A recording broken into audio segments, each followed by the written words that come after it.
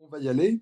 Ce dont je voulais parler avant qu'on fasse une petite supervision sur les situations, c'est les défenses psychologiques qui s'érigent euh, au moment d'entrer dans un processus de traitement par EMDR, par mouvement alternatif. Euh, alors, on va bien partager notre temps, hein. On a une heure et quart à peu près.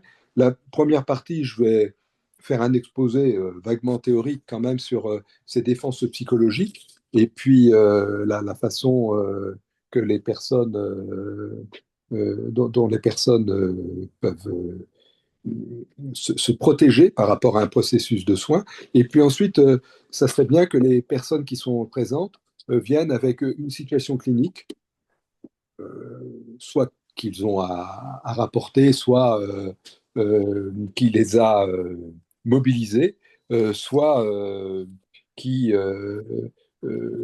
soit qui a bloqué, hein, peut-être pour une raison ou pour une autre, et puis qu'on cherche ensemble comment on peut se réorienter derrière ces situations de blocage. Alors, tu peux passer la diapo suivante. Euh, bon, Oui. si elle passe pas, c'est pas grave. Voilà. Les défenses psychologiques, c'est en quelque sorte toute action mentale et ou comportementale qui a pour fonction de bloquer l'émergence d'une perturbation post-traumatique, c'est-à-dire d'empêcher l'intrusion du trauma dans les parties du self que la personne veut absolument protéger.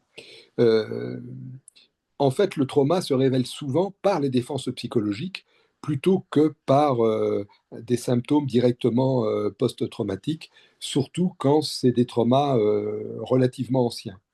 Euh, le trouble addictif, hein, je donne cet exemple, c'est vraiment la parfaite mesure d'évitement, hein, mais en creux du trouble addictif, on peut rechercher l'image la pire que craint le sujet. Alors l'image, c'est au sens large, hein, c'est euh, à la fois sa représentation, mais son ressenti et tout ce qui se dit qu'il veut absolument éviter et que le trouble addictif, par exemple l'alcool, va lui permettre de protéger, hein. Donc voilà ce que c'est les défenses psychologiques. Euh, J'en ai mis quelques-unes sur la diapo suivante. Voilà, on va surtout parler de l'évitement aujourd'hui, hein, qui est fondamental en psychopathologie.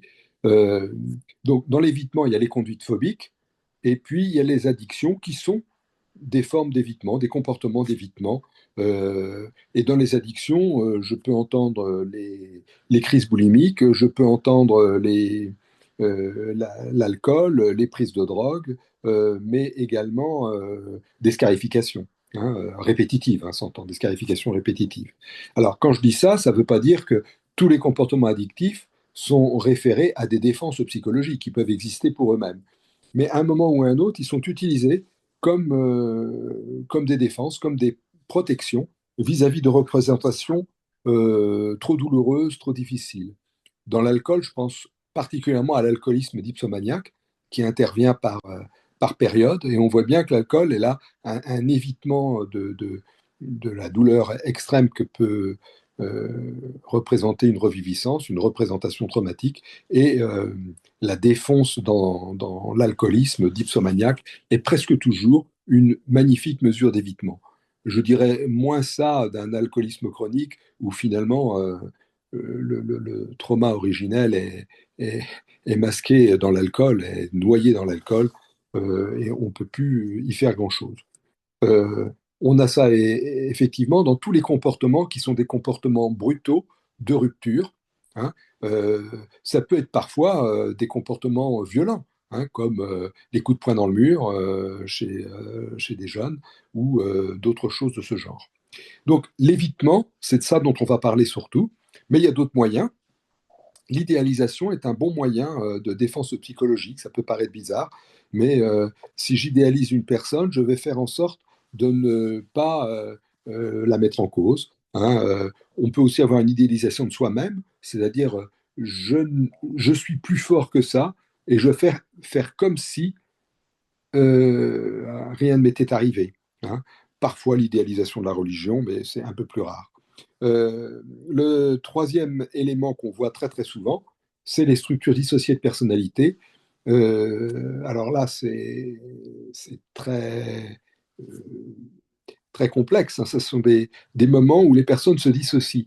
Le point de départ d'une dissociation, c'est pas volontaire. Mais après, c'est un peu comme si, de façon automatique, je- les personnes arrivaient régulièrement, dès qu'il y a la moindre sensation, à partir dans un ailleurs. Alors, ça serait assez intéressant de voir ça avec les gens qui ont subi des tortures, parce que c'est probablement ce genre de procédé qui leur permet de se protéger. Dans ce cadre-là aussi de la structure dissociée de la personnalité, l'amnésie dissociative, qui peut être une amnésie complète, et comme défense psychologique, il n'y a pas mieux, puisque je me souviens de rien, il ne s'est rien passé. Hein. J'ai eu une situation comme ça, d'amnésie complète, hein, euh, après une opération chirurgicale, amnésie qui dure encore, ça fait maintenant 2 ans, une opération chirurgicale banale, hein, mais mon hypothèse, c'est que la passivité ressentie sous l'anesthésie, et surtout au moment du réveil d'anesthésie, où on n'a pas totalement récupéré, a replongé la personne dans une situation de possible ou de probable agression, et que là, l'amnésie a parfaitement fonctionné, elle se souvient de rien. Bon, j'ai eu quelques bribes par ailleurs qui me laissent entendre que j'étais sur la voie, mais on travaille avec elle, certainement pas en mouvement alternatif, hein, et l'expérience que j'ai eue avec elle à cet égard était un peu complexe. Enfin, le quatrième défense psychologique, c'est les difficultés de régulation des affects. Alors, je mets bipolarité, mais en fait, c'est des troubles des affects qu'on retrouve souvent chez les organisations limites, qui sont tantôt excitées, tantôt, comment dirais-je, sur un versant un peu dépressif. Et cette alternance permanente de troubles affectifs, bah, est un mode de défense qui fait qu'on n'arrive pas à travailler avec elles. Et c'est pour ça que dans ce cadre-là, on a, on a appris très très souvent, on a montré qu'il fallait travailler avant une certaine stabilisation, donc des techniques de stabilisation qui permettent de ne pas être soit dans une excitation psychique où on peut absolument rien faire, ou dans la plus noire des dépressions où rien n'est abordé et abordable. Hein. Alors ces techniques de stabilisation, elles n'ont pas trait qu'au régulateur d'humeur, hein, bien entendu. Hein. Ça peut être des techniques d'apprentissage pour la personne, de se retrouver stable. Ça peut être de l'auto-hypnose, ça peut être de l'hypnose d'acceptation, ça peut être des mouvements alternatifs sur les angoisses, avant même qu'on ait travaillé sur le trauma ou des choses comme ça. Donc vous voyez, ces 4 types de défense psychologique, on les a très très régulièrement, et ils viennent empêcher l'abord l'abord du psychotraumatisme. Parce que le psychomatrisme le plus simple à travailler, je l'avais déjà dit, je crois, l'année dernière, c'est le SPT. Le SPT qui, avec sa symptomatologie euh, extraordinaire, extraordinairement bouleversante pour la personne, mais également pour les interlocuteurs, on a un accès direct. Hein. Et un ESPT où il n'y a pas eu de mise en place de défense psychologique, donc de ces fameux qu'on appelle troubles du stress post-traumatique, les TSPT, c'est sans doute le plus facile. Donc quand on parle de TSPT, presque toujours, ce sont les défenses psychologiques qui vont être conséquences d'un ou de plusieurs traumatismes initiaux. Alors je m'arrête un petit moment. Est-ce que c'est à peu près clair ce que je raconte? Est-ce qu'il y a des questions? Julien? Si j'ai une question, Non, s'il y a des questions, les gens peuvent m'interrompre un peu parce que sinon ça va être fatigant. alors je pense qu'ils auraient la liberté de pouvoir la poser, il me semble. Oui, Voilà, donc d'accord. j'en vois une peut-être. Oui. Euh, non, c'était. Bon, ben, ça viendra peut-être après. Donc, les Non, défenses on nous dit que c'est psychologiques. très clair, Wilfried. Bon, merci. Hein, les défenses psychologiques, finalement, ça va être tous ces troubles du stress post-traumatique qui sont assez, enfin, qui complexifient euh, le trauma, le SPT initial. Alors, la diapo suivante, c'est un petit peu différent. ce sont les résistances ou les freins à l'engagement dans le soin. Vous voyez, pas plus tard qu'hier, j'ai une personne, elle est venue, elle a demandé à son psychiatre d'aller au centre régional du psychotraumatisme parce qu'elle estime que si elle va pas bien, si elle est aboulique, si elle ne s'engage pas dans la vie, c'est à cause de ce qu'elle a vécu dans son enfance avec un père alcoolique et violent et à cause d'un viol conjugal qu'elle aurait subi. Alors, je veux bien admettre l'hypothèse, mais la première chose qu'elle fait, c'est, mais le MDR, peut-être pas trop parce qu'il ne faut pas aller trop vite, quoi. Enfin, voilà. Donc, il y a toujours des fois des difficultés d'engagement dans le soin et effectivement l'évitement qu'on retrouve là encore. Deuxième résistance, c'est la honte. La honte empêche les gens de s'exprimer. C'est de l'ordre de l'indicible. Et la honte, c'est pas forcément au sujet d'affaires sexuelles. Hein. Ça peut, mais pas simplement. Et les gens ont un peu de peine à exprimer quelque chose qui, en l'exprimant, viendrait altérer l'estime de soi qui est déjà bien abîmée par les représentations qu'ils en ont. Comme si le thérapeute, en étant cet écho, ce miroir-là, allait leur renvoyer une honte qui est impossible à assumer. Donc, dans ces freins à l'engagement, il faut y aller tout doucement. D'abord, respecter que s'il y a quelque chose d'indicible, ben, c'est indicible, mais qu'on peut travailler sans le dire, ce qui est très important parce que ça, c'est un mécanisme très protecteur. J'ai eu souvent l'occasion de travailler avec des gens qui étaient silencieux, mais je leur demandais simplement d'aller dans leur représentation, surtout sans m'en parler, hein, pratiquement sans rien me dire. Alors c'est beaucoup plus difficile parce qu'on marche sur un fil, mais quand on suit bien la personne, on l'aide quand même. J'ai eu une expérience, je me souviens aux urgences, d'une jeune fille qui était complètement absorbée dans son truc, qui pouvait rien dire, qui était dans l'indicible. Et puis je lui ai simplement demandé si elle acceptait de travailler avec moi, mais sans avoir rien à me dire. Et on a travaillé comme ça, alors là, avec un suivi très hypnotique de tout ce qu'elle pouvait présenter sur le visage, dans le corps, jusqu'à un apaisement total. Puis elle me dit, bon, ça y est, c'est fini, ça suffit, ça va, c'est bon. Bon, terminé. Donc elle n'avait pas eu besoin de dire quoi que ce soit. Et ça rassure les gens. Hein. Donc par rapport à l'indicible, les protéger absolument. Il n'y a pas de contrainte à dire quelque chose. Et puis l'indicible finira toujours par être avouable. Et en général, c'est quelque chose de presque toujours parfaitement humain. Troisième chose, c'est la peur de sa douleur. C'est-à-dire j'ai peur qu'en parlant, ça accroisse mon problème. Alors que je travaille justement à éviter par tous les moyens cette douleur envahissante. Quatrième point qui fait résister, c'est la porte de la colère. Je devrais dire aussi la peur parfois de la perte de la colère. La colère est un moteur, mais comme je dis souvent, c'est un moteur qui, quand il parvient pas à atteindre son objectif, c'est-à-dire quand euh, on n'arrive pas à être gagnant avec cette colère, il nous revient dans la figure comme un boomerang. Simplement, les gens tiennent à leur colère. Ils tiennent à leur colère quand ils ont été victimes d'une injustice, d'un abandon ou de plein d'autres choses comme ça. Et travailler avec le MDR, il faut arriver à leur vendre que la colère n'est peut-être pas aussi bonne pour eux, elle peut être juste, mais elle ne leur fait pas forcément de bien.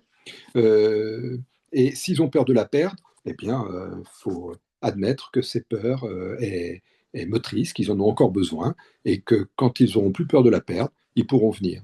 Parce qu'il est bien évident que quand on désamorce une situation traumatique, le ressentiment à l'égard des agresseurs, s'il y a eu des agresseurs, il est obligé de baisser. Mais si la personne a besoin de cette colère, par exemple, quand elle est dans une revendication par rapport à la justice, cette colère, elle ne peut pas baisser, elle ne peut pas baisser la garde. Hein. Voilà pourquoi c'est une résistance à l'engagement dans le soin. Bon, j'espère que je suis clair dans ce que je dis là. Enfin, il y a une autre résistance, c'est la peur qu'avec le traitement, ça soit pire. Et si vous avez l'expérience, certaines fois en mouvement alternatif, au tout départ, c'est à peu près calme, puis on commence, et il y a une montée en pression, et les gens ont envie d'interrompre parce que l'émotion monte tellement, ils ont presque un truc quasi cathartique, ils ont peur. Hein. Et là, il faut pouvoir les rassurer, d'abord qu'ils peuvent interrompre le processus. Quand on les autorise à interrompre le processus, ça permet qu'ils le continueront jusqu'au bout. Parce que bien sûr, pour moi, il ne faut pas interrompre le processus. Hein. l'interrompre risque de les traumatiser quand ils sont dans une montée de leurs angoisses. Donc la peur que ça soit pire. Et donc en dernier lieu, le défaut d'engagement, c'est l'absence de crédibilité du thérapeute qui n'arrive pas à être convaincant. Si j'ose dire, j'ai mis, et c'est un peu provocateur, mauvaise vente. C'est pas qu'il se vend lui, mais il ne présente pas la perspective du soin comme il faut. Or, vous savez qu'avant tout traitement, on n'est pas là pour simplement traiter le traumatisme, ça n'a pas le psychotraumatisme, ça n'a pas grand sens. On est là pour permettre à la personne d'accéder à un objectif valable dans sa vie, au présent et dans un avenir proche. C'est ça qui est important, hein. Et pour cela, on va traiter le traumatisme. Mais l'objectif du soin, c'est pas uniquement enlever les réminiscences, c'est qu'est-ce que la personne va vivre d'autre. Je vous rappelle que c'est extrêmement important d'avoir une perspective solutionniste avant presque tous les abords psychotraumatiques, singulièrement quand le psychotrauma est ancien. Quand il est récent, c'est pas trop grave, mais quand il est ancien, c'est-à-dire plus d'un an ou deux, on a intérêt à travailler sur le futur souhaité pour que la personne puisse vraiment s'engager. Alors maintenant, je vais vous parler juste de l'évitement. Le problème de l'évitement, c'est qu'il est efficace. Hein, donc je choisis que ça, hein, comme processus de défense aujourd'hui. Pourquoi il est efficace? Ben, je le mets, hein, il produit un soulagement. Et, euh, et comme ça produit un soulagement, ça renforce l'évitement. C'est un peu comme les drogues. Il y a des gens, ils sont drogués à l'évitement. Oh, on va dire que peut-être tous on l'est plus ou moins dans certaines conditions, hein. Euh, et le soulagement renforce cette pratique, hein. Alors, vous vous souvenez, en stratégie, hein, on dit ce sont les tentatives de solution qui créent nos problèmes, et nos tentatives de solution par rapport à une angoisse qui monte, qu'elle soit liée à une réminiscence ou à autre chose, ça va être l'évitement. Donc, cette tentative de solution, elle accroît le problème, hein. Alors, là, ça va être difficile parce que les gens étant dans l'évitement, quand on va être dans le faire-face, puisque quand même les mouvements alternatifs, toutes ces thérapies par mouvement alternatif, ça comprend une part de faire-face qui est capitale pour arriver à quelque chose. Eh bien, on peut cibler la pulsion d'évitement, c'est-à-dire qu'on va contourner le problème, on ne va pas cibler le traumatisme, mais la pulsion d'évitement, c'est-à-dire le moment où c'est plus fort qu'eux, il faut qu'ils évitent la situation. Et puis, on peut aussi cibler le moment où l'évitement paraît inévitable, c'est-à-dire le juste avant. Vous savez que le mot crisis en grec, c'est ce moment de bascule, hein, le juste avant. Je vous parlais tout à l'heure de l'alcoolisme dipsomaniaque. Quand j'en ai vu quelques-uns aujourd'hui, j'essayais de travailler avec eux sur le juste avant. Quand il y a des scarifications, c'est pas la scarification qui m'importe, puisque ça, c'est le soulagement. C'est le juste avant. Et quand on arrive à travailler sur ce juste avant avec les personnes, qu'elles acceptent de le faire, on, bah, on aboutit à quelque chose. Euh, donc on ne travaille pas encore sur le trauma, on travaille sur la montée de la pression juste avant leur tentative de solution par évitement. Vous voyez? Euh, Voilà. Le plus difficile dans ce travail-là, bien sûr, c'est de convaincre. Enfin, de convaincre, c'est pas vraiment de convaincre, c'est de persuader que le patient, que l'engagement qu'il aura dans le soin a de bonnes chances de le soulager et que l'évitement, ben, ça l'aggrave. Donc là, c'est tous les recadrages, toutes les restructurations qu'on peut faire en thérapie stratégique, hein, du genre, bien sûr, éviter, c'est soulageant. Qu'est-ce qu'on est content quand on a évité le problème? Hein, mais on sait bien que plus on évite, plus la survenue du problème va revenir à plus ou moins court terme. Et là, on va encore avoir tendance à l'éviter. Mais plus on va l'éviter, plus il va surgir de plus en plus souvent, de plus en plus fréquemment et avec plus de force. Voilà. C'est ce genre de restructuration typiquement stratégique qu'il faut pouvoir faire avec le patient pour lui permettre un engagement si ça fonctionne. Hein, bah, si ça ne fonctionne pas, c'est qu'il a pas besoin de venir nous voir. Il peut faire autre chose et il reste toujours libre. Euh, D'engagement ou de non-engagement, bien entendu. La diapo suivante. Alors, dans l'évitement, il faut différencier Euh, Deux choses. Le véritable évitement et ce que j'appellerais le réflexe d'évitement. C'est pas tout à fait pareil. Il y a la réaction réflexe, c'est l'arc rapide, c'est le niveau amygdalien, quoi, hein, thalamo-amygdalien, je veux dire.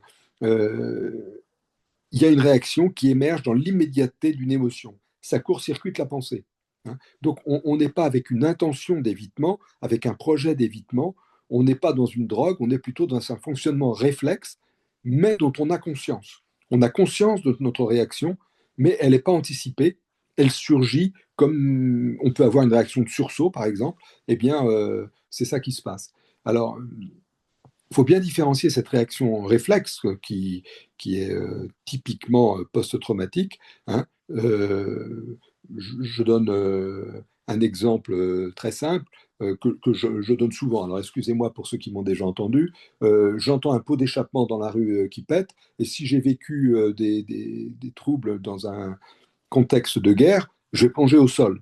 Bon, on voit bien que c'est une réaction réflexe, elle n'a aucun sens, elle vient marquer un évitement de la situation qui me fait le plus peur, mais elle n'est pas pensée, elle n'est pas intentionnelle, et j'ai conscience que je l'ai faite. Et secondairement, ma pensée plus lente, réfléchie, va me dire c'est complètement idiot de le faire, hein. Donc, certes, c'est un évitement, mais celui-là, il n'est pas travaillable de la même manière que le suivant, où on a une pensée lente. C'est-à-dire que euh, là, les stimulations bilatérales, elles vont renforcer cette pensée lente. L'évitement, dans cette situation-là, il s'anticipe. Et il est une stratégie dysfonctionnelle.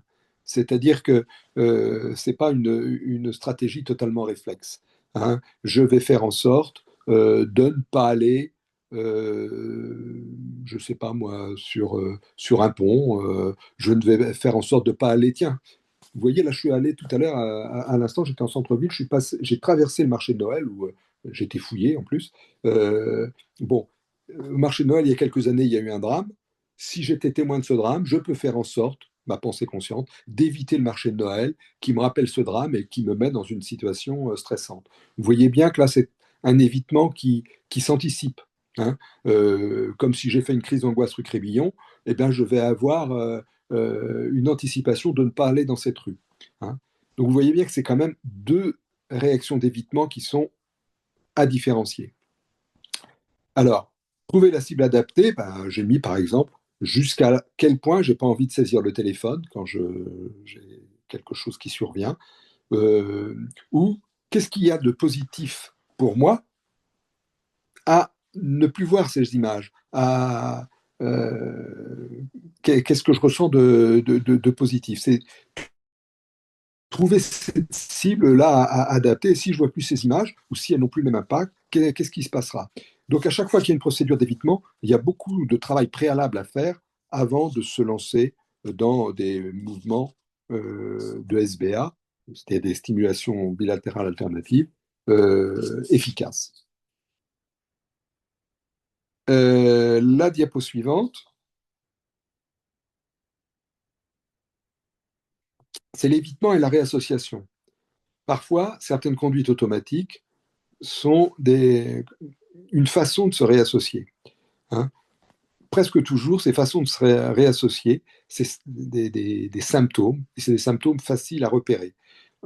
Et en général, et c'est bien là le problème, ces symptômes, c'est ceux qui apparaissent aux cliniciens, et c'est ces symptômes de troubles des conduites, hein, qui sont parfois des conduites automatiques, très réflexes, qui vont faire l'objet du soin. Et là, on est complètement à côté de la plaque. J'ai compris ça quand j'étais aux urgences, hein, qu'on était complètement à côté de la plaque, par exemple, à soigner une fille qui faisait des scarifications en lui donnant plein de médicaments pour la calmer, hein. Alors, on va montrer ça à la diapo suivante, Julien, merci. Voilà. Voilà les exemples de réaction et les exemples de soins inappropriés. Quelqu'un qui sursaute tout le temps, ben, on va faire plein de choses pour qu'il se détende, pour qu'il se relâche, etc. Sauf que si on le détend trop, on le relâche trop, il va avoir encore plus peur parce qu'il a peur de ne plus être suffisamment sur ses gardes. Donc, détendez-vous, relâchez-vous, tout va aller bien. Ça, c'est de la réassurance gentille, bienveillante, mais qui ne soignera en rien ces réactions de sursaut. Les automutilations, les scarifications, eh ben, on va prescrire des sédatifs, par exemple. Alors, soit médicalement, hein, soit la personne va se les autoprescrire. Hein. Bon, on voit bien que ça n'a pas de sens. Comme je disais, des fois, j'en ai eu des jeunes filles qui avaient vécu des choses comme ça. On leur mettait des piqûres, bon, je vous dis pas de quoi, dans les fesses, à part leur faire un gros derrière, ça changeait absolument rien à la situation. Troisième exemple de réaction fréquentes et qui sont totalement inconscientes, le cauchemar. Le cauchemar est une tentative de réassociation, mais c'est un rêve qui n'arrive pas à son aboutissement, c'est-à-dire au travail, on va dire, de digestion que fait le cerveau au niveau mnésique, hein, puisqu'on se réveille. Et si on prescrit des hypnotiques, des sédatifs, si on essaye de calmer les gens par rapport à leur cauchemar, eh bien, on est là encore à côté de la plaque. Donc, vous voyez, il y a des réactions d'évitement comme ça, qui sont des réactions de réassociation, et il faut pouvoir travailler directement, soit sur le cauchemar, et pour l'automutilation, sur le qu'est-ce qui se passait juste avant, et sur la réaction de sursaut, pareil, juste avant le sursaut, qu'est-ce qui se passait. Hein. Donc on ne va pas directement au trauma, puisque les gens fuient, ce n'est pas la peine d'aller directement au trauma, on va sur le juste avant. Hein, et on va se centrer sur les réactions essentiellement corporelles. Euh, voilà. Alors, ces réactions d'évitement, bien sûr, c'est du symptôme, c'est une émergence symptomatique. On n'a pas envie de voir ces symptômes. Qui a envie de voir des jeunes femmes, c'est souvent des jeunes femmes, couturées de partout sur leurs bras? On a envie de les empêcher de faire ça, bien entendu. Hein. Mais si on se souvient que c'est une tentative de réassociation, on va pouvoir mieux travailler avec ces personnes. Donc, on va cibler, c'est ce que je mets en conclusion, les sensations émotionnelles ou corporelles qui précèdent ou accompagnent l'expression de ce symptôme. Hein. Mais moi, j'aime bien le côté qui précède. Donc, ça fait qu'on respecte leur évitement, mais on va travailler avec ce qui est le plus difficile pour eux dans leur ressenti, le juste avant ce passage à l'acte, cette mesure d'évitement. Voilà. Il me reste une autre diapo. Plusieurs, excusez-moi, je suis bavard. Oui,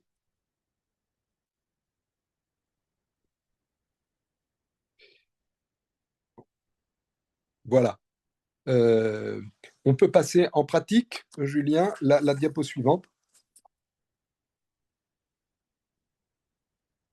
Tu m'entends, Julien? Oui, je te l'ai mise, celle-ci. Tu veux pas parler de celle-ci? Celle-ci, je viens d'en parler. Attends. Ah non, je Ah viens de non, te la mettre. non, non, Ouais. d'accord. j'ai- Chercher à oublier. Oui, voilà. Euh, L'autre stratégie dysfonctionnelle, à part l'association, c'est on va chercher à oublier. Hein. Alors, chercher à oublier, on a parlé de l'évitement, ok. Évitement des lieux, évitement des personnes, évitement des situations, et cet évitement finit par devenir extensif, et on retrouve des gens qui ont des troubles de l'estime d'eux-mêmes, qui sont complètement déprimés, et on n'arrive même plus à faire le lien avec des cibles traumatiques initiales. La deuxième chose, pour le bon moyen, dans les stratégies dysfonctionnelles, c'est le contrôle avec les TOC. Hein. Et puis, bon, j'en ai parlé à l'instant, donc ça se répète un peu, je suis désolé. Euh, le court-circuit pour éviter tout retentissement corporel, donc les conduites addictives, les troubles alimentaires, les scarifications, etc. Enfin, la dernière stratégie dysfonctionnelle, qui est beaucoup plus fréquente qu'on ne pense, c'est cacher le trauma aux personnes de l'entourage. Alors, ça, c'est singulièrement vrai dans les histoires d'abus sexuels dans les familles, où ça va réapparaître 5 ans, 10 ans, 20 ans, 30 ans après. Hein. Euh, Soit parce qu'on n'a pas confiance dans l'entourage, ce qui peut arriver, hein, on est dans un milieu qui est insécurisant, soit parce qu'on a trop honte de ce qui s'est passé et c'est inabordable. Et puis, c'est en vivant les conséquences ou le lien qu'on fait avec l'événement plus tard que les choses vont être abordées. C'est comme ça qu'on a des drames familiaux 10, 15 ans, 20 ans après, avec des plaintes complètement décalées, on a même, oui, du 30 ans après maintenant, sur mon frère m'a fait ça, etc.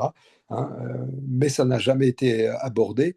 Les parents tombent des nues, et même s'il y a des réunions familiales, c'est rare que ça se termine parfaitement bien. Ou alors, il faut un bon thérapeute familial. Donc voilà, encore une stratégie dysfonctionnelle. En pratique, la diapo suivante, on peut se centrer sur la peur d'avoir peur et donc travailler d'abord sur la stabilisation. Et puis, on va distinguer les évitements, évitement d'un lieu, évitement d'une situation, évitement d'une représentation, évitement d'un contact, etc. Toujours pareil pour la pratique, la diapo suivante. On va pouvoir cibler un souvenir source, classique, une première fois, l'expérience la plus perturbante, la dernière peur ressentie. Et donc ça, c'est très intéressant, ce qu'ils ont ressenti, c'est-à-dire qu'on ne leur demande pas le trauma initial. Les déclencheurs du présent, qu'est-ce qui se passe? En général, c'est toujours les mêmes déclencheurs. Ou les sensations corporelles associées, c'est-à-dire ce que j'appelle le juste avant, qui m'apparaît essentiel à travailler. Et c'est pas si simple parce que c'est souvent extrêmement pauvre dans le discours, mais extrêmement puissant dans l'émotion et le ressenti corporel. Enfin, toujours dans l'évitement, on va pouvoir cibler le futur, faire face à une situation.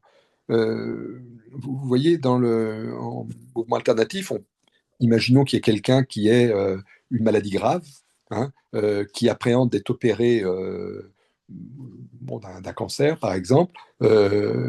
Si, aborder le futur est quelque chose de très difficile parce qu'elle est dans l'évitement. Donc on va aborder, travailler là, de façon stratégique sur tous les scénarios qu'elle peut envisager. Bien sûr, il y a le scénario, l'opération qui réussit, la guérison, etc. Mais c'est pas ça qui lui fait peur et qui lui fait éviter d'aller à l'opération. J'ai vu des grands évitements dans ce domaine-là. C'est je me réveille pas, je vais mourir, je vais être amputé, je vais être mutilé, etc., etc. Et de traiter les scénarios A, B, C les uns après les autres. Mais pour ça, il faut qu'ils aillent jusqu'à la représentation. Et donc, il faut les emmener au bloc opératoire, par exemple.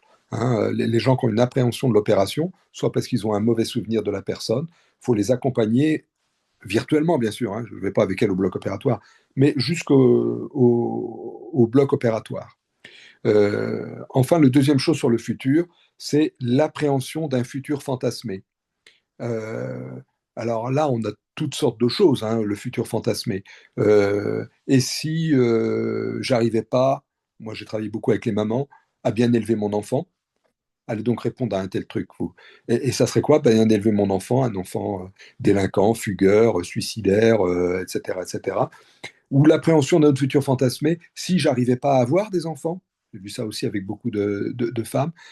Donc elles sont avec un effondrement par anticipation avant même d'avoir même parfois essayé d'avoir un enfant, avec ce futur fantasmé. C'est ce qu'on peut appeler le flash forward au lieu du flash back. Euh, Parce qu'on a toujours tendance à travailler le flashback dans le psychotrauma, mais dans l'évitement, bah, c'est des fois l'évitement du futur. hein. Et c'est là où c'est pas simple, parce que quand on va travailler la cible, les gens sont tellement dans l'évitement qu'ils vont même éviter de la projeter sur une main écran ou sur quelque chose comme ça. Donc, il faut y aller doucement, il faut leur demander si c'est possible, respecter leur appréhension, et puis y aller tout doucement. Vous voyez, par exemple, au niveau du Covid, euh, j'ai eu des gens, c'était pas qu'ils étaient anti-Covid, c'est qu'ils supportaient pas les piqûres. Et que le simple fait d'aller chez un médecin ou un pharmacien pour recevoir la piqûre de Covid, c'était quelque chose d'insupportable. J'en ai vu plusieurs, parce que on a dit la théorisation, les gens, théorie du complot, le vaccin est mauvais. Bien sûr, il y a eu des gens comme ça. Et là, on va pas les traiter par mouvement alternatif. Mais ceux qui ont la peur des piqûres, c'est assez intéressant de pouvoir les traiter dans ce futur fantasmé, où là, c'est une situation qui n'est pas si fantasmée que ça, puisqu'elle devait se concrétiser dans les jours ou les semaines qui viennent. Et c'est des situations pas faciles, des situations où se rajoutent un peu de honte, parce qu'ils ont des fois un peu honte de dire j'ai peur des piqûres. Ça peut paraître banal, mais c'est pas si simple. Il faut que ça soit jamais l'objet d'une ironie de la part du soignant, quel qu'il soit. Hein, voilà. Donc, vous voyez, l'évitement, il va dans le passé, et il va également dans le futur, il va dans le concret dont j'ai parlé tout à l'heure, dans ces situations cliniques qui paraissent être des évitements, hein, et puis dans des évitements d'immédiateté, comme les réactions de sursaut ou autres. Voilà ce que je voulais vous dire ce soir. Hein, j'ai mis le trauma dans sa complexité, mais c'est même pas le trauma qui est dans la complexité. C'est la thérapie qui est dans la complexité parce que il faut vraiment savoir ce que les gens veulent et d'abord travailler leur objectif et ne pas vouloir aller plus vite qu'eux. Voilà ce que je pourrais dire en conclusion avant de passer aux questions et surtout aux situations cliniques. Moi, j'aurais une question, excusez-moi, professeur. C'est pour savoir, avec les personnes qui sont atteintes du trouble du spectre autistique, est-ce qu'il Mhm. y a des techniques, enfin des choses à aborder d'une certaine façon? Alors, le trouble du spectre autistique, c'est tellement vaste que moi, à titre Ouais. personnel, j'arrive plus trop à savoir où on en est parce qu'on a développé le nombre d'autistes par je sais pas combien. Quand j'étais jeune interne, on disait autisme de Kanner, 1 pour 10 000. Et alors maintenant, on est à je sais pas combien de pourcents de gens qui seraient autistes. Donc tout dépend de ce trouble autistique. Si c'est un trouble autistique qui nous permet quand même une communication avec la personne, et la première chose à travailler, qui n'est pas la plus simple avec ces personnes-là, c'est l'alliance thérapeutique, hein, et désamorcer les craintes par rapport au, au traitement lui-même. Quand l'alliance thérapeutique est bien travaillée, qu'on a désamorcé un certain nombre d'appréhensions, ben, je ne vois pas pourquoi il ne fonctionnerait pas comme tout le monde. Voilà. Merci. Merci à vous. On avait également une question. Alors, la différence entre les SBA sur la phase de stabilisation, par exemple comme méthode d'apprentissage, et les SBA pour la phase de traitement, est-ce la cible et la façon de procéder, j'imagine, qui sont différents? Je ne sais pas si la question Oui, elle est, je vois très bien, enfin, je crois voir ce que la personne veut dire. Hein. Quand on a fait une cible avec le projet de faire un traitement type EMDR, on a une cible complète. En tout cas, on espère l'avoir complète, hein, avec une image, une cognition, une émotion associée à un ressenti corporel, et on va opérer. La personne se trouve dans une sorte de ce que j'appelle une transe négative, hein, et on va opérer des mouvements alternatifs rapides, j'insiste bien rapides, des séquences assez brèves de 10 ou 12 allers-retours assez rapides, et le but, c'est de la réassocier, parce qu'on part d'un état dissocié. Hein. Quand les gens sont simplement anxieux, ils appréhendent, mais il n'y a pas de cible très très construite, on va faire ce qu'on va appeler du tapping et un petit truc qui est beaucoup plus calme. C'est le truc du papillon sur les épaules, c'est quelque chose sur les genoux ou à l'intérieur des mains pour permettre cette stabilisation. Et là, en général, moi, je le fais, moi personnellement, je le fais pas très rapidement. Hein. Et cette stabilisation va permettre la mise en confiance du patient, c'est-à-dire il ne va plus partir dans des manifestations excessives ou une humeur un peu excessive, et de percevoir cette stabilisation première, ça va sans doute lui permettre d'aborder à ce moment-là les problèmes, j'allais dire de façon plus directe, avec une séance complète de mouvements alternatifs qui comprend à la fois la réassociation, mais aussi la restructuration avec une idée positive de lui-même, une cognition positive. Hein. Étape qu'on oublie souvent. Hein, elle est très très importante. Une fois que la personne est désensibilisée par rapport à ses souvenirs ou ses images traumatiques ou ses représentations négatives ou ses sensations corporelles négatives, il faut qu'elle puisse se réapproprier, comment dirais-je, une image d'elle-même, éventuellement en rapport avec ce traumatisme, digne, c'est-à-dire une image d'elle-même à laquelle elle puisse faire face. Hein. Voilà. Il y a une autre question? ou une situation clinique. Moi, j'avais une question pour toi, Wilfried. Oui, Euh, j'ai pas mal d'adolescentes, et ça m'a pas mal parlé ce que tu disais tout à l'heure, cette espèce d'association entre comment dire, la peur, soit des sensations corporelles qui pourraient revenir, soit que ce soit pire. Enfin, voilà, une espèce d'anxiété anticipatoire à cette idée de pouvoir travailler sur le trauma, qui sont très souvent associés à des processus amnésiques avec des enfants qui ont également des grosses difficultés d'apprentissage parce que c'est un petit peu comme s'ils oubliaient tout, en fait, comme si cette, cette, comment dire, cette stratégie défensive d'amnésie, elle était pas suffisamment sélective et elle amenait quelque chose. Et je me demandais comment tu travaillais sur ces situations-là. Est-ce que il y a un intérêt à plutôt travailler sur la peur ou est-ce qu'il y a quelque chose à faire aussi sur les processus amnésiques dissociatifs, enfin, qui sont pas tout à fait dissociatifs. On est dans des histoires de trauma complexes, hein, je pense, hein. Enfin, c'est sûr même oui, par rapport aux patients. oui, tel que tu me le dis, oui. Euh, alors, je travaillerai à titre personnel d'abord sur le corps, Oui. parce que c'est d'abord les sensations, hein, les sensations qui donnent de la peur. Et donc, je travaillerai sur les sensations. Est-ce que ça t'intéresse que ces sensations-là, elles puissent s'apaiser un peu? On ne sait pas encore ce que c'est. On n'est pas obligé de les rattacher à ceci ou à cela. Mais là, ce qui se passe dans ton ventre qui te fait mal et qui te donne l'impression que tu peux être complètement débordé et qu'il faudrait peut-être fuir, partir ailleurs, faire n'importe quoi, est-ce que tu as envie qu'on travaille simplement sur leur apaisement? C'est OK ou c'est pas OK, hein? Alors là, il va falloir désamorcer leur peur du travail lui-même, hein. Donc on y va tout doucement, mais je commencerai avec ces enfants par le corps et les émotions qui sont reliées, quoi, hein. Beaucoup plus que par toutes les idées qui vont tourner autour de la peur. Parce que la peur, c'est une émotion, mais elle est d'abord vécue dans le corps, hein. C'est euh, la peur au ventre, hein, on dit, hein. Et quand les gens me disent, enfants ou adultes, ça se soulage, il n'y a plus rien, ça se détend dans mon ventre. Euh, Là, j'ai eu une patiente hier, c'est assez amusant d'ailleurs, elle voudrait être enceinte, puis elle va voir un kiné qu'elle a le ventre dur, hein, et à la fin de la séance, elle dit, c'est curieux, ça s'est tout assoupli, quoi, hein. C'est-à-dire qu'il y avait une sorte de lâchage, probablement de ses émotions, qui permettait une détente abdominale. Bon, ça ne veut pas dire qu'elle aura un enfant dans les 8 jours. Mais voilà. Enfin, c'est mon impression, hein, Julien, hein, parce que tu sais, dans ces moments-là, moi je le dis des fois, c'est notre intuition qui travaille, hein. C'est ce que je ressens dans le moment présent, immédiat. Puis des fois, notre intuition, elle est bonne, puis des fois, elle nous trompe. Mais si elle nous trompe, ben, on corrige le tir, on fait autrement.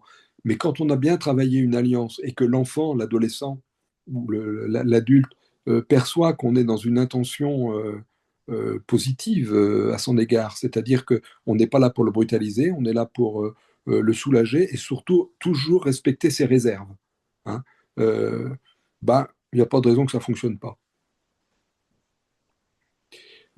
Tu vois, la jeune fille dont je parlais tout à l'heure, qui s'est révélée être une jeune fille qui avait vécu des trucs d'abus sexuels, je ne me rappelle plus lesquels, elle me dit rien. Elle dit rien. Je dis, il n'y a rien, fixez-vous simplement sur ce que vous ressentez là maintenant, et vous n'avez pas besoin de me dire. Pensez les images qui viennent, les pensées qui viennent et les sensations que vous avez. Rien d'autre. C'est tout ce que je lui ai dit. Mais j'en savais rien de ce qui se passait, hein. Et la chance que j'ai eue, c'est ne lui demandant rien, elle a eu confiance parce que je lui demandais rien. C'est un truc un peu bizarre. Et elle a accepté de faire ce que je lui demandais, mais qui n'étaient pas des cognitions, puisqu'il fallait faire des mouvements alternatifs, hein. Et j'étais surpris parce que j'avais eu aucun dialogue préliminaire avec elle. Bon, c'est exceptionnel ça, hein. Et c'est une jeune fille de 18 ans, hein.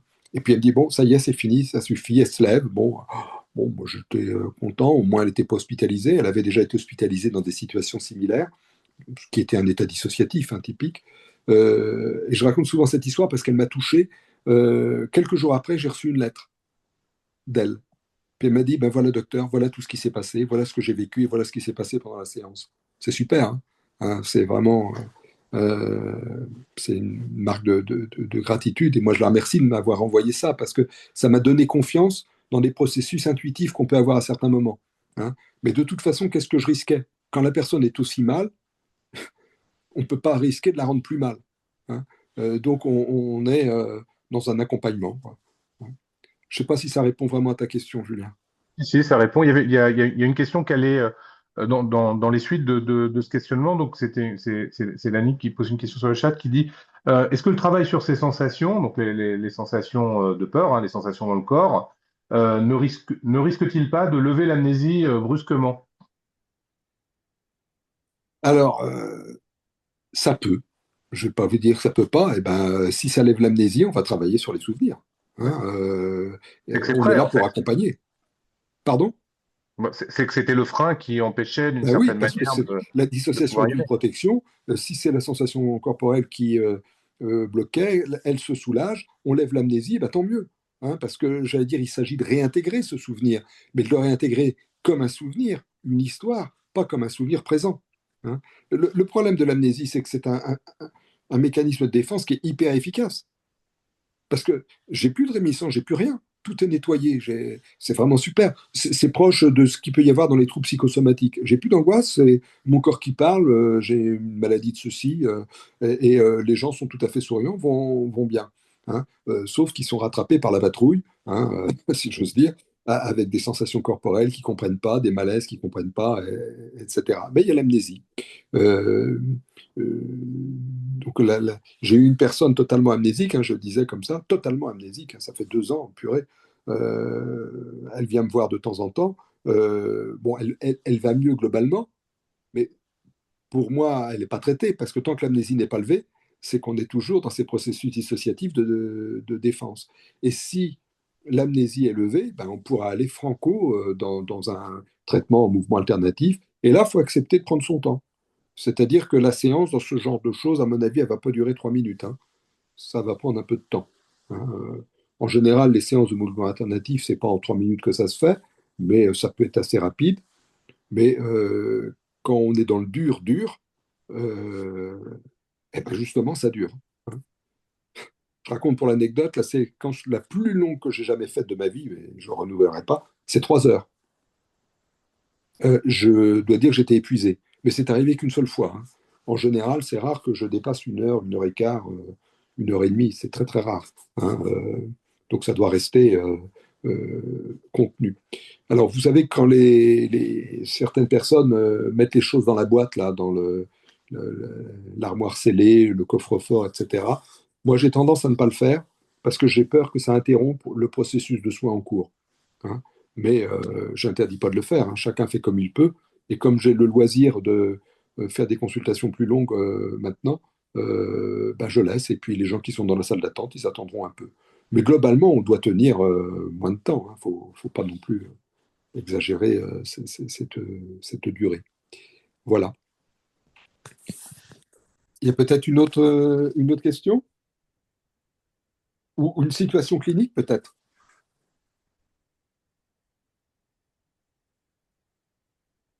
J'en aurais peut-être une. Oui, bonjour. Bonsoir. C'est une patiente que j'ai vue la semaine dernière, qui est médecin généraliste. Elle a 30 ans. Euh, Ça fait 1 an que je la suis. Bon, elle est pas mal dans l'évitement. Elle est venue à la base parce qu'elle avait beaucoup d'anxiété, faisait des crises d'angoisse, était très tendue corporellement. Bon, j'ai pas mal avancé avec elle sur pas mal de points. Euh, je vais pas reprendre tout son parcours, mais elle arrive à un moment donné où elle a beaucoup idéalisé son père. Et justement, vous parliez de l'idéalisation au début. C'est le cas de cette patiente. Et au fil du temps où on travaille ensemble, la perception de son père commence à changer. Et la dernière fois, j'ai fait pas mal de MDR sur des cauchemars, sur la colère qu'elle pouvait ressentir. Elle est très dans le corporel, beaucoup de colère, beaucoup de sensations qu'elle elle a la peur de la peur de retomber dans une tristesse très grande. Étant jeune, elle avait des traits un peu dépressifs, elle a eu des idées noires. Euh, bon, je suis désolée, c'est un peu décousu. Euh, et donc, récemment, la dernière fois, elle m'évoquait de la colère contre son père qui, étant plus jeune, selon elle, avait des attitudes pas appropriées, pas du type, quand elle m'évoquait ça, par exemple, elle avait pris un appareil photo, elle zoomait avec l'appareil photo et son père lui avait dit, ah bah ça c'est comme avec toutes les femmes, ça fait le même effet. Ce genre de choses qui reviennent comme ça, alors qu'avant, elle n'y pensait pas du tout. Et notamment aussi l'idée qu'elle pouvait dormir étant jeune parce qu'elle avait pas mal de cauchemars, se réfugier dans le lit de ses parents et que aujourd'hui elle est très mal à l'aise avec l'idée qu'elle a pu dormir avec lui. Alors elle va pas plus loin. Euh, et donc elle a des pensées qui reviennent comme ça. Et dernièrement, enfin c'était dans la même séance d'ailleurs, euh, elle a commencé à être très en colère contre lui. Donc j'ai fait du tapping et puis j'ai senti qu'elle voulait que la colère c'était précieux pour elle, donc on n'y a pas Mhm. trop touché. Mais en fait, après, elle a commencé à me parler de peur, de jambes qui se tendent. Et en fait, j'avais beau... en fait, c'était très envahissant au point de me dire, bah, instinctivement, je suis allée sur du tapping. Mais elle faisait même le geste de je peux pas. Je pense qu'à un moment donné, elle m'a parlé de honte, la D'accord. honte par rapport à la vision de son père, sachant qu'elle l'idéalisait beaucoup et que ça fait quand même, enfin, elle m'en parle que récemment, ça fait 1 an que je suis cette personne. D'accord. Alors ça, c'est intéressant parce que il y a plein de choses hein, dans ce que tu dis, Ouais, hein, plein de choses. Alors, d'abord, la colère, on a peur de la perdre parce que des fois, on va trouver la tristesse à la place. Parce que oui. tristesse et colère, c'est les deux versants d'une même médaille. Hein, c'est les deux faces, pardon, d'une même Mm. médaille. Hein. Alors, la colère, ça se travaille de différentes manières. La première chose, c'est de se dire, est-ce que vous pensez en avoir besoin? Et là, la colère vis-à-vis de son père, moi, je dirais que c'est une colère où elle a besoin de se séparer de son père. Un Oui. père idéalisé, bah, on a le droit d'aimer son père, hein, c'est pas ça, mais un père idéalisé, c'est un père dont on a besoin de se séparer pour faire sa vie, parce que sinon on a trop d'attaches. Hein. Et comme elle a trop d'attaches, on va dire c'est de l'excès de lien, pour se séparer, elle a besoin de la colère. Un peu comme les adolescents ont besoin de faire leur crise vis-à-vis des parents parce qu'ils sont trop proches d'eux. Mais des parents, des adolescents qui sont tranquilles dans leur lien, bah, ils vont pas avoir besoin de grandes crises d'adolescence parce qu'il n'y a pas cette proximité. Hein. Alors, cette proximité, elle se traduit soit par de l'opposition terrible parce qu'il faut se différencier, soit par de l'idéalisation et du collage au modèle parental. Je, je suis clair? Hein. Ok. Donc la première des choses, c'est de lui demander est-ce qu'elle a besoin de sa colère pour se séparer de son père ou pas? En quoi elle est utile aujourd'hui ou pas? Si cette colère disparaît, est-ce que ça lui permettra d'avoir une relation apaisée avec son père ou pas? Hein, voilà, on va explorer l'intérêt de la colère dans la relation à son père. Parce que je ne sais pas ce qui s'est passé entre elle et son père, il y a toujours plein d'ambiguïtés, on ne va pas Mm. développer ça, on ne va pas en faire une traumatisée à l'avance, que peut-être le père a eu des conduites ambiguës, mais ce n'est pas là le problème. Le problème, Mm. c'est son lien idéalisé. Alors, il ne faudrait pas comment dirais-je, qu'elle finisse par créer des choses dans son imagination parce que sa colère n'aboutit pas à une séparation. Hein. Être séparé de son père sur un plan humain, est-ce que ça veut dire ne plus le voir le dimanche, par exemple? Bah, Ouais. pas Mm. forcément. Hein. La question, c'est une séparation psychique, c'est pas une séparation de plus voir les gens. Et donc, quand il y a une idéalisation telle, c'est qu'il n'y a pas de séparation psychique, il n'y a pas Mm. d'autonomie. Hein. Or, comme dirait notre cher Julien, il faut aller vers une autonomie relationnelle. Mm. Elle n'a pas cette autonomie relationnelle avec son père. Donc, elle est soit dans la colère, hein, et il va devenir mauvais, son père, Ouais, comme ouais. mauvais, soit elle est dans le collage. Et comme elle est grande maintenant, elle est docteur, tout ça, elle ne peut plus coller à ça, mais elle y est encore attachée, elle a Mm. probablement besoin de sa colère pour s'en séparer. Donc il faut négocier autour de ça. Moi, je négocierais avant sur quelle relation elle aimerait avoir avec son père. Tu vois, Ouais. demain, quel type de relation elle aimerait avoir avec son père, plutôt que de parler du passé, comment elle vous... Alors, il n'est pas mort, son père? Non. Non, d'accord. Comment est-ce qu'elle voudrait que demain ça soit? Comment est-ce que Mm. ça serait une relation apaisée, père-fille, qui lui permette de vivre tranquillement, hein? Et si, et seulement s'il y a quelque chose qui, qui vient empêcher ça, de l'ordre d'une représentation réelle ou fantasmatique, on s'en fiche, hein. On n'est pas Ouais. dans la recherche de vérité, qui vient empêcher ça, que ce soit une réflexion qu'a faite son père ou une attitude, ben, on la travaillera avec elle, mais simplement avec son accord. Si elle a envie que ça vienne plus l'empoisonner, hein, mais si elle en a encore besoin pour se séparer de son père, ben elle en a encore besoin. C'est-à-dire qu'on ne peut pas travailler sous la contrainte par rapport à d'autres Oui. images. Mais par rapport à la colère, ça c'était la séance d'avant et donc on n'y avait pas touché parce que j'avais pu la questionner sur justement l'utilité de la colère. Elle m'avait dit qu'elle finalement elle se rendait compte qu'elle en avait besoin effectivement probablement pour se détacher de son père. Ce qui vient à la séance dernière, c'est que elle me parle de pensées intrusives, de souvenirs. Enfin, effectivement, j'ai peur qu'elle revienne un peu dans des reconstructions de souvenirs, je sais pas trop, mais euh, et elle est plus dans du corporel avec, elle me parle de peur, et de honte, de ce qu'elle pourrait peut-être soit se rappeler, soit s'imaginer sur son père. Et je sais pas comment travailler la honte parce que physiquement, Elle est ses jambes se contractent et puis elle est vraiment pas bien, quoi. un peu bloqué. Alors, Ouais, bon, moi, je travaillerai d'abord sur l'objectif, hein. ouais, Quelle relation elle souhaite avoir avec son père à un moment donné, mm, hein. Si elle souhaite une rupture, est-ce qu'elle a besoin de la colère pour rompre ou pas, hein? mm, Donc, d'abord ça. Et puis, après qu'on aura déblayé le terrain sur la relation qu'elle souhaite avoir, ces souvenirs intrusifs qui viennent, qu'est-ce que c'est? Est-ce que c'est le père ou est-ce que c'est d'autres hommes? On n'en sait rien.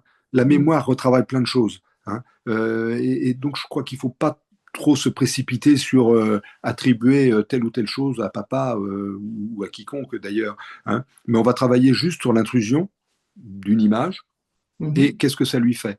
Parce que je suis tout à fait prudent vers des choses comme ça qu'on retrouve en cours de thérapie et qui deviennent des cibles accusatrices, hein. ouais, ouais, oui, oui, La réalité des choses, elle est toujours très complexe, hein. mm, Donc, d'abord, quel est son objectif de relation avec son papa, hein, mm, qu'est-ce qu'elle veut en faire? mm, Et si elle veut rompre, est-ce qu'elle a besoin de la colère pour rompre ouais, ou ouais, pas, hein, mm, tu vois? Et si elle a plus de colère, est-ce que ça signifie pour elle de revenir dans le truc collé à papa ou pas, hein? mm, mm. Tu vois, il y a toute cette négociation et secondairement, après, tu travailleras en mouvement alternatif, hein. Mais je veux D'accord, bien à ok, l'occasion qu'on en recause de cette situation, ouais, c'est une ouais, situation intéressante, hein. ok, Voilà. merci. Une autre situation après celle que vient de présenter Bertille. J'avais vu quelque chose qui s'affichait en bas là, mais comme je suis juste sur mon téléphone, je vois pas grand-chose. Julien, tu as quelque chose? Alors, non, tu es quelqu'un qui nous souhaitait une bonne soirée. Bon, Voilà. d'accord. Ok, Donc, moi, j'ai pas d'autres questions. bon.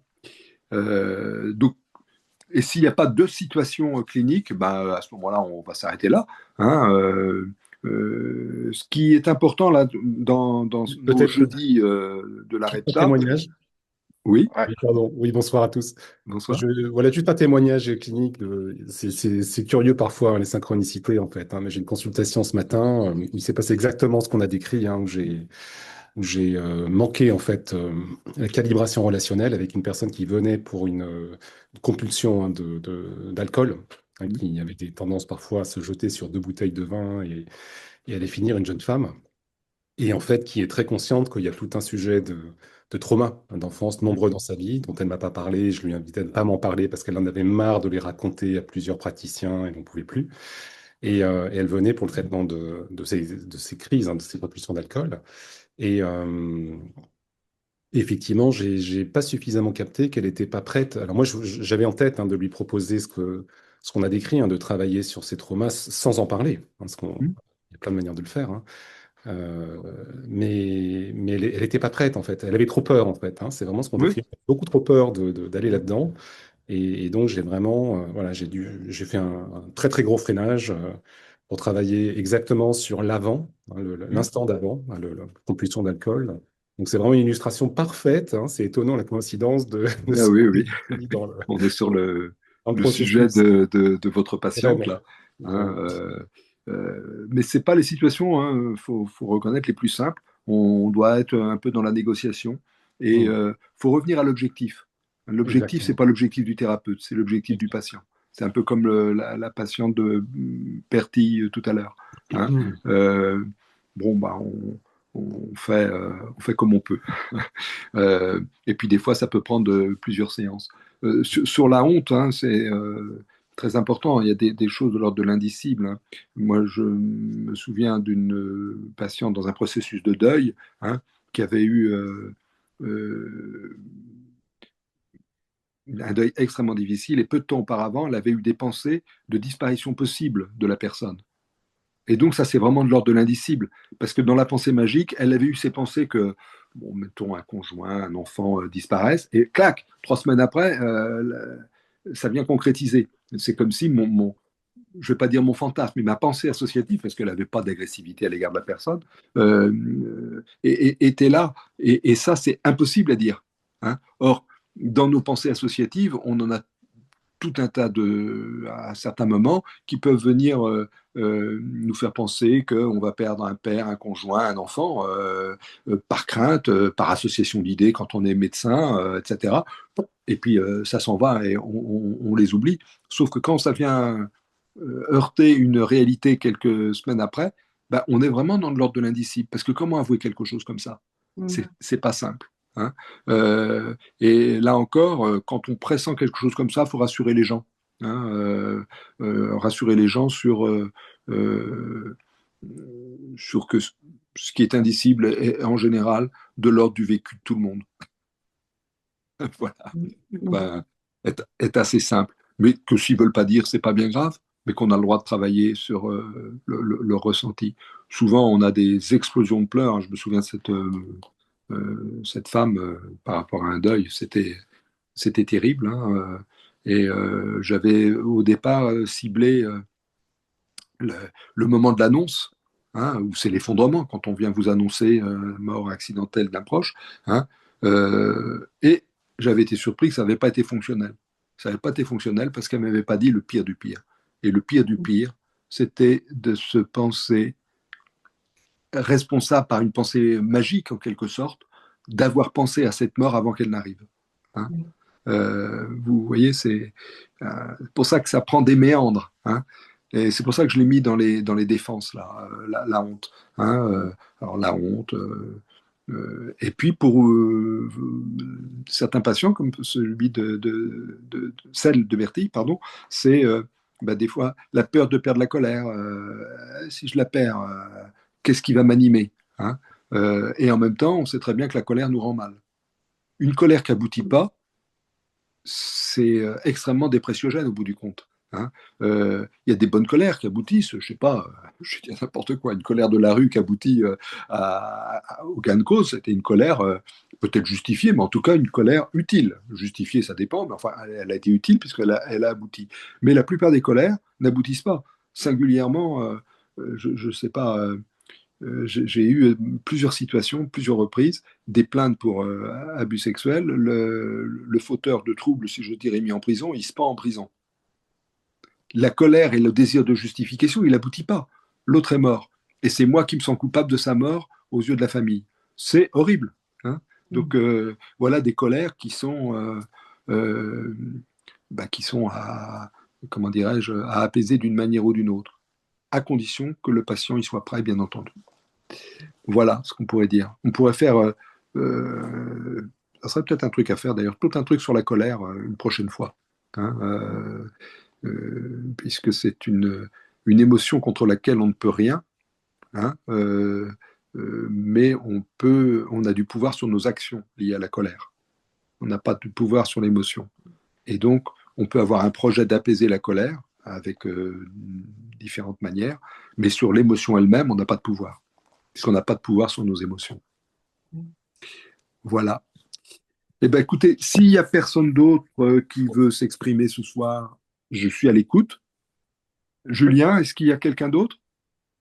Alors, je ne vois pas. Je me disais que c'était aussi l'opportunité de pouvoir rappeler que le 23 et le 24 janvier, pour tous les gens qui s'intéressent au psychotrauma, donc qui sont présents, on aura l'intervention à la REPTA de Clotilde Hennequin-Rivoire sur euh,